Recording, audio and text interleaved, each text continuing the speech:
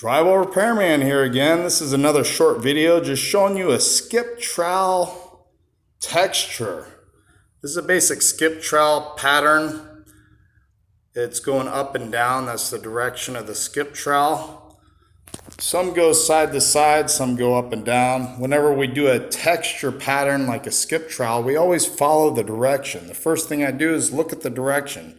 Up and down, or is it side to side or diagonal? So we always want to do the texture to follow the pattern of the existing. A lot of guys don't know this. There is a direction with these skip trowels. Depending on your region, you might not have a skip trowel, but this is just another drywall tip that I'm giving to people. This is simple do-it-yourself drywall repairs. Watch and learn Drywall Repair Channel. I have several videos out. I'll have several more. I am a licensed drywall repairs. This is what we do. Patches, stress cracks, stuff like this. Easy stuff.